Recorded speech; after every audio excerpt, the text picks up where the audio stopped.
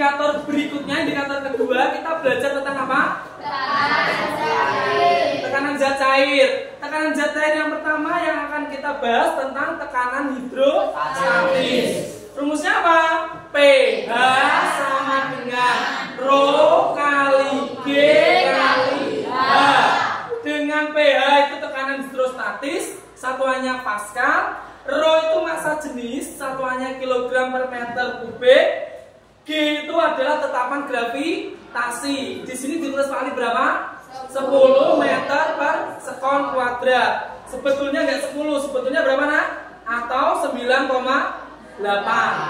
Tapi ini dibulatkan paling 10 ya, untuk mempermudah perhitungan. Kemudian kedalaman, satuannya meter. Kedalaman ini diukur dari permukaan, bukan diukur dari dasar. Ini seperti ini. A, kedalamannya berarti saya ukur dari permukaan, bukan diukur dari dasar loh ya. Kedalaman B diukur dari permukaan. Kedalaman C saya ukur dari permukaan. Perhatikan gambar zat cair ini. Ketika zat cair ini saya isi air, ya wadahnya saya isi zat cair, bawa air, bawa minyak kayak gitu. Ini ada lubang A, lubang B, lubang C. Ya, zat cair ini otomatis akan mancur, ya kan?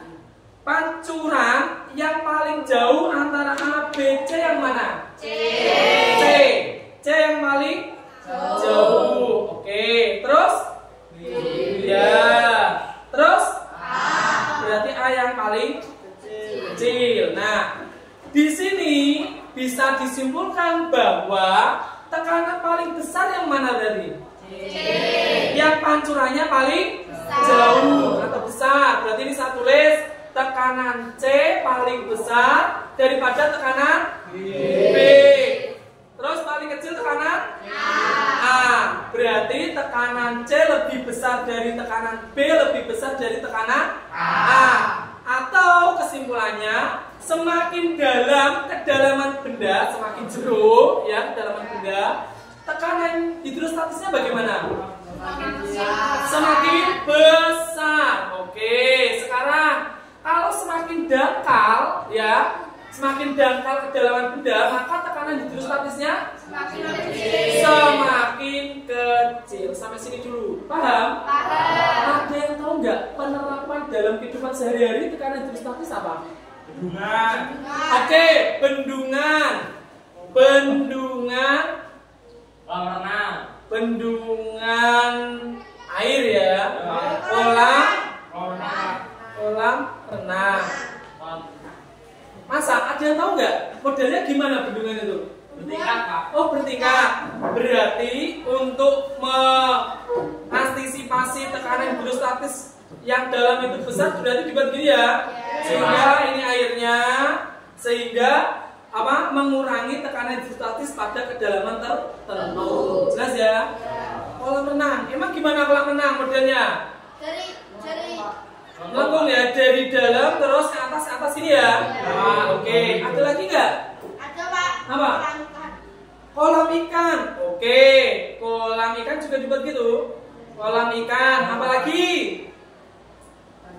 Tandon air. Tandon di bawah sama tandon di atas. Kalau kalian buka keran airnya, pancarannya lebih kenceng yang mana? Atas. Yang di atas. Oke, berarti ini adalah tandon air. Oke, jelas? Paham? Untuk latihan soal perhitungan tekanan hidrostatis nanti sebelah sana. Itu ya? Ini udah paham ya? Oke, silakan ditulis dulu, dilanjut. Sekarang kita ke contoh penerapan soal tekanan hidrostatis. Nah, di sini ada akuarium yang diisi air.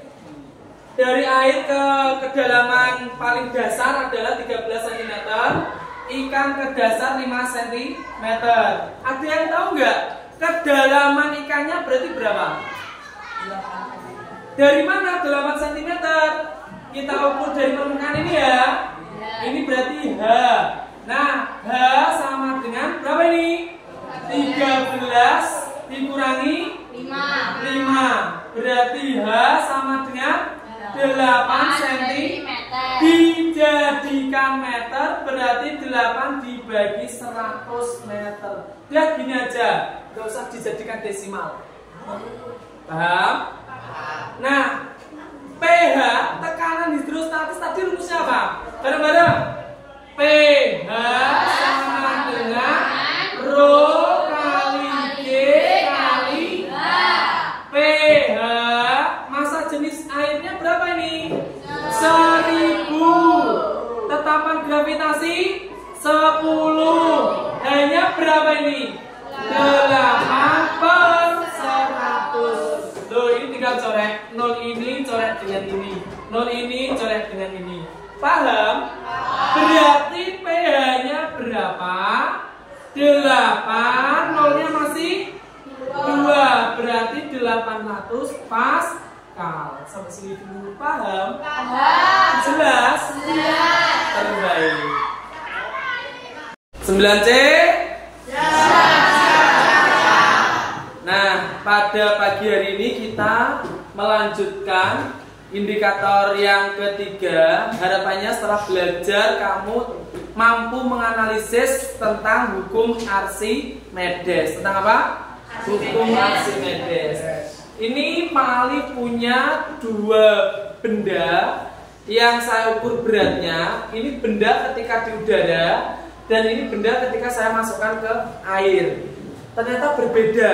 Ketika di udara saya ukur 100 Newton, ketika saya masukkan air menjadi berapa? 80 Newton. Nah, di sini ini ada gaya angkat benda ternyata. Kenapa benda tersebut menjadi semacam lebih ringan? Nah, di sini gaya angkat benda atau gaya apung itu adalah Fa sama dengan W di udara dikurangi W di air. Berat benda di udara tadi berapa? 100 dikurangi 80 Newton. Berarti gaya angkatnya sebesar berapa? 20 Newton. Sampai sini dulu. Paham? Gaya angkatnya itu tadi apa? Berat di udara dikurangi berat di air. Nah, ilmuwan kita Archimedes menyatakan bahwa jika benda dicelupkan ke dalam zat cair, maka benda akan mendapatkan gaya angkat atau gaya apung, atau ada yang menyebutkan gaya Archimedes yang besarnya sama dengan berat zat cair yang tumpah. Ini paling punya benda, masukkan. Ini ada gaya angkatnya atau ada gaya Archimedesnya. Besarnya berapa? Besarnya seperti air yang tumpah. Beratnya air yang tumpah ini berapa? Itu sama dengan gaya angkat. Paham? Itu yang disampaikan oleh ilmuwan kita yaitu Archimedes. Archimedes menyimpulkan bahwa gaya angkat besarnya adalah Rho kali G kali V celup. Baleni gaya angkat Rho kali G kali V, bukan F. Ini V celup adalah volume benda ini. Kalau tercelup semuanya berarti ditulis satu semuanya. Tapi kalau tercelup setengah bagian yang ditulis hanya setengah volume benda. Paham? Jelas? Coba kita latihan soal ya. Jelas. Sekarang kita latihan soal untuk gaya Archimedes atau gaya angkat.